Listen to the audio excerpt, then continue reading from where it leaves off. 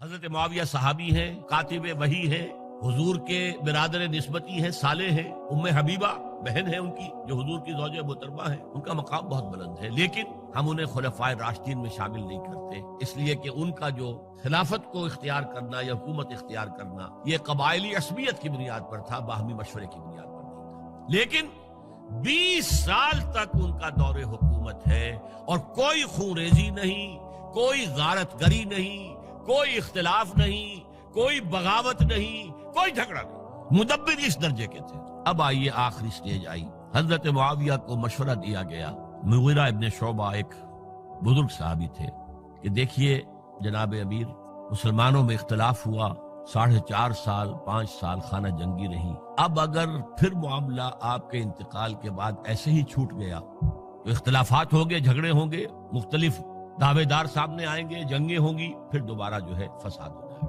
آپ کسی کو نامزد کر دیجیے۔ اور پھر مشورہ دیا اپنے بیٹے یزید کو نامزد کر دیجیے۔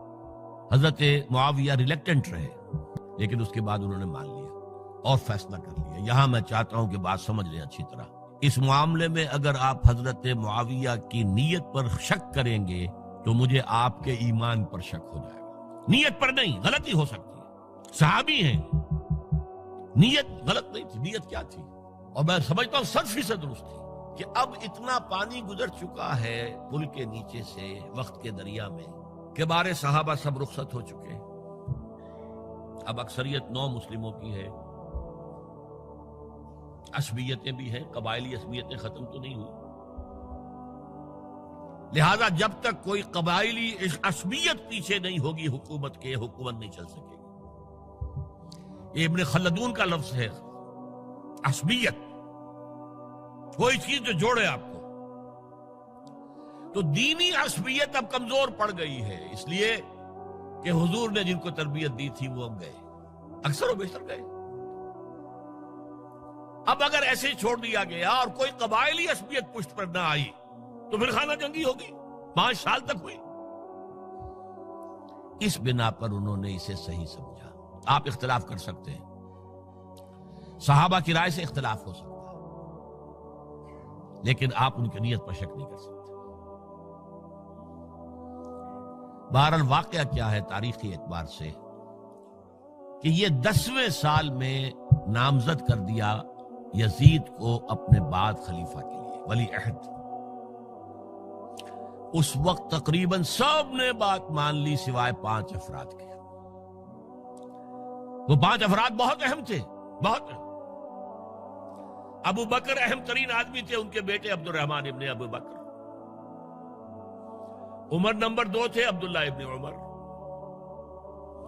زبیر عبداللہ ابن زبیر۔ عباس عبداللہ ابن عباس، اور حسین ابن علی۔ حضرت حسن کا انتقال ہو گیا تھا۔ اہل تشیع کا کہنا یہ کہ زہر دیا گیا، واللہ اعلم، میں کچھ نہیں کہہ سکتا۔ میں کوئی تاریخ کا محقق اس معنی میں نہیں، میں موٹی موٹی باتیں جانتا ہوں۔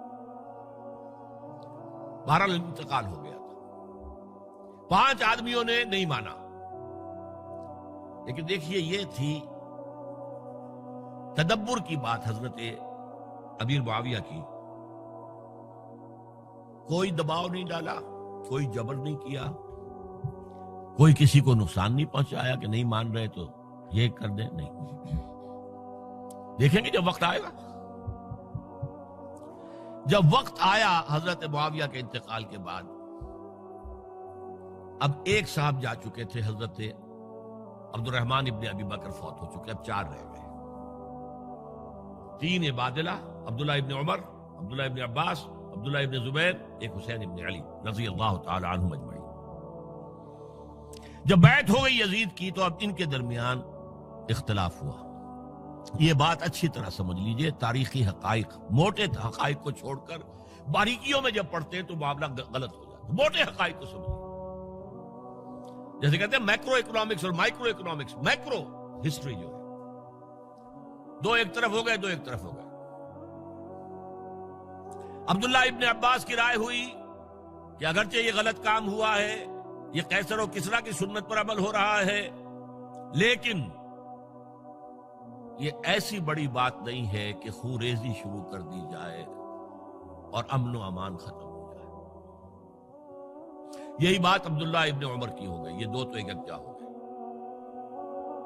مصلحت کہہ لیں جو بھی سمجھے، لیکن نیت پر حملہ نہیں کر سکیں گے آپ. دیانتاً انہوں نے یہ سمجھا کہ اب جب کہ ہو گیا معاملہ تو ٹھیک ہے. حرام مطلق تو کہیں نہیں لکھا ہوا قرآن کے اندر کہ بیٹا نہیں ہو سکتا، کہیں نہیں لکھا ہوا. بہرحال ان دو کی رائے یہ ہوئی کہ اگرچہ کام غلط ہے لیکن اتنا غلط نہیں ہے کہ اس کو چیلنج کیا جائے اور اس سے جو ہے خانہ جنگی شروع ہو جائے اور فساد شروع ہو جائے. دو کی رائے یہ ہوئی کہ نہیں، we have to challenge it come what میں. عبداللہ ابن زبیر، حسین ابن علی رضی اللہ تعالی عنہما یا عنہم، تو یہ دو علیحدہ. ان دو میں اب اختلاف ہوا.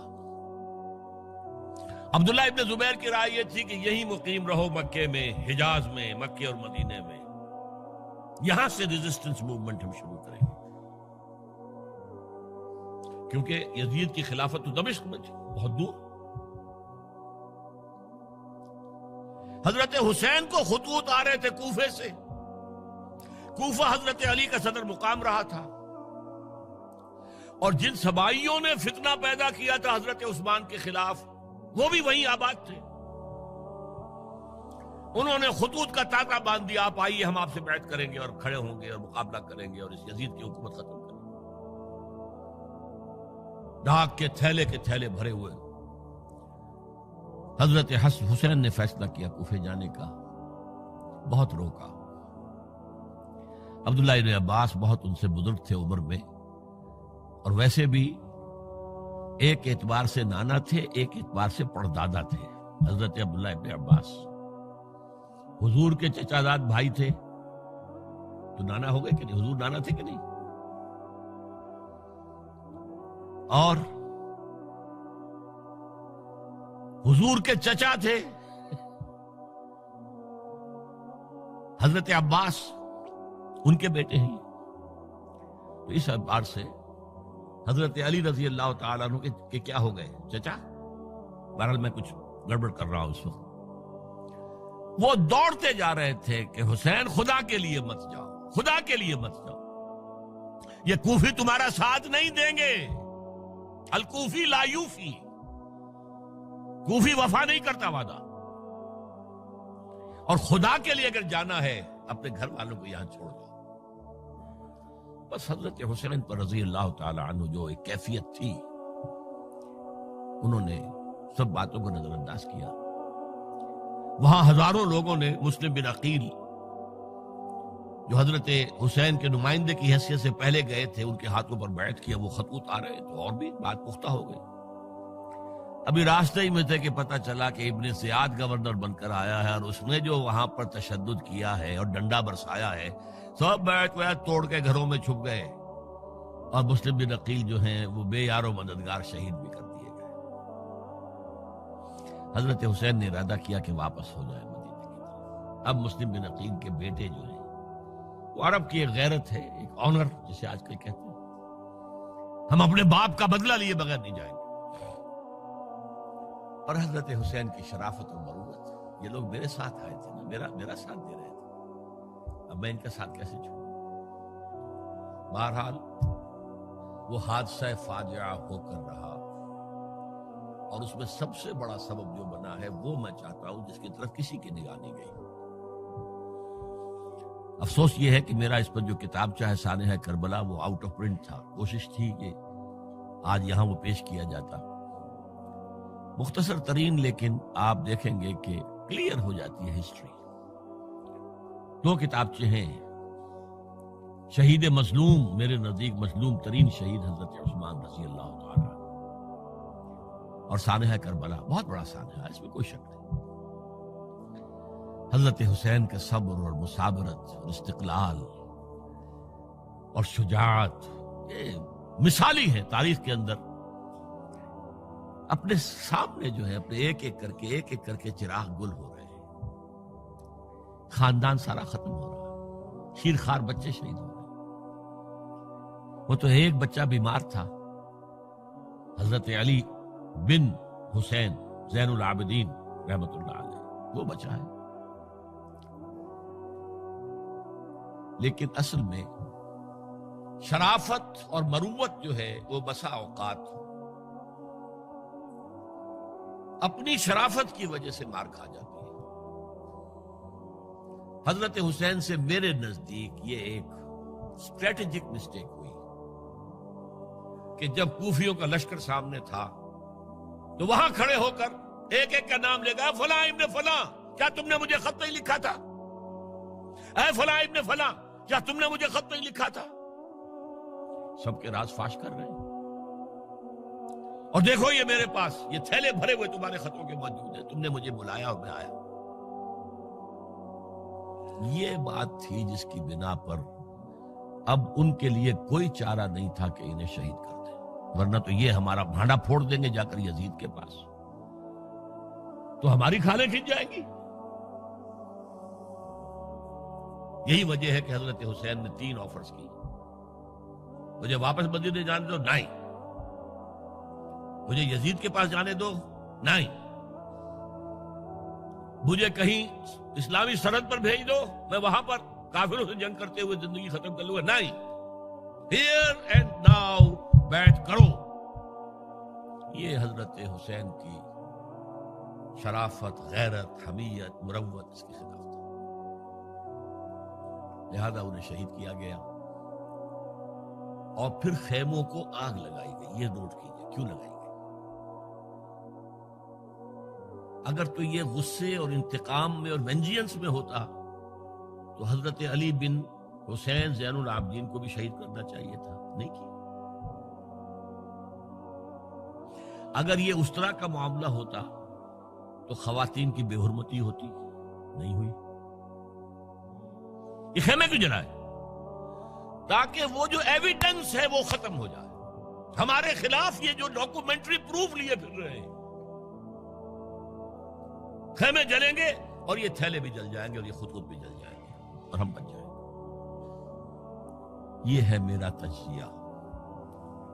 بہرحال اس میں کوئی شک نہیں کہ تاریخ انسانی کے عظیم حوادث میں سے وہ ہے، اور میرے نزدیک حضرت حسین رضی اللہ تعالیٰ عنہ کا اختلاف کر سکتا ہے، جو چاہے کرے، حضرت حسین سے اختلاف کرے اور اتفاق کرے حضرت عبداللہ ابن عمر، عبداللہ ابن عباس کے ساتھ، تب بھی ٹھیک ہے، اور اگر حضرت عبداللہ ابن عباس اور عبداللہ ابن عمر سے اتفاق کرے اور حضرت حسین ان سے اختلاف کرے، تب بھی شک ہے۔ معصوم کوئی نہیں، ہمارے نزدیک معصومیت خاصہ نبوت ہے، نبوت ختم ہوئی حضور پر، معصومیت ختم ہوئی، غلطی ہر ایک سے ہو سکتی ہے اور آپ رائے رکھ سکتے ہیں، لیکن کسی صحابی کی نیت پر حملہ نہیں کریں گے آپ۔ صحابی کی نیت پر حملے کا مطلب کیا ہے کہ محمد صلی اللہ علیہ وسلم تزکیہ نفس نہیں کر پائے، یہ ریفلیکٹ کرے گی حضور کی اس پوری کی پوری جد و جہد پر کہ شخصیت سازی نہیں کر پائے محمد صلی اللہ علیہ وسلم، نہیں، معاذ اللہ ثم معاذ اللہ ثم معاذ اللہ۔ بہرحال یہ ہے تاریخ کے اعتبار سے ہمارے ہاں جو عظیم ترین ذی الحجہ کے مہینے میں حضرت عثمان شہید ہوئے تھے، 28 ذی الحجہ کو حضرت عمر پر حملہ ہوا تھا، 1 محرم کو ان کی شہادت ہوئی تھی، 10 محرم کو یہ سانحہ کربلا پیش آیا تھا۔ یہ ہماری اس ابتدائی تاریخ کے اہم لینڈ مارکس سے جنہیں ہم شہادت کے نام سے جانتے ہیں، لیکن میں اب پھر دوبارہ کہوں گا یہ اللہ کی راہ میں قتل ہوئے ہیں۔ وَلَا تَقُولُوا لِمَنْ يُقْتَلُ فِي سَبِيلِ اللَّهِ أَمْوَاتٌ بَلْ أَحْيَاءٌ وَلَكِنْ لَا تَشْعُرُونَ وَلَا تَحْسَبَنَّ الَّذِينَ قُتِلُوا فِي سَبِيلِ اللَّهِ أَمْوَاتًا بَلْ أَحْيَاءٌ عِندَ رَبِّهِمْ يُرْزَقُونَ۔ لیکن وہ شہادت علی الناس کی ذمہ داری جو مجھ پر اور آپ پر ہے، حضرت حسین کو یاد کر لیں، حضرت عثمان کو یاد کر لیں، ان کے لیے کوئی رنج اور غم کا اظہار کر لیں، اس سے کچھ حاصل نہیں ہے۔ حاصل تو یہ ہے کہ شہادت علی الناس کی تیاری کیجئے، اپنی ذاتی زندگی میں آج سے گواہی دیجئے اللہ کے بندے ہونے کی، اپنے عمل میں، اپنے قول میں، اور کوشش کیجئے کہ مل جل کر اس ملک کے اندر وہ نظام برپا کریں کہ جو شہادت علی الناس دین حق کے ایک کامل نمونے کے طور پر دنیا پر حجت قائم کر دے کہ دیکھ لو اپنی آنکھوں سے، یہ ہے وہ دین حق جو محمد لے کر آئے تھے۔ اللہ تعالیٰ مجھے اور آپ کو اس کی توفیق عطا فرمائے۔ باقی یہ کہ یہ کیسے ہوگا، اس پر تو میری کتابیں پہلے بھی تقاریر میں کر چکا ہوں، وہ منہج انقلاب نبوی وغیرہ وہ ہے، ان کا مطالعہ کیجیے۔ بارک اللہ لی ولکم فی القرآن العظیم ونفعنی وإیاکم بالآیات والذکر الحکیم۔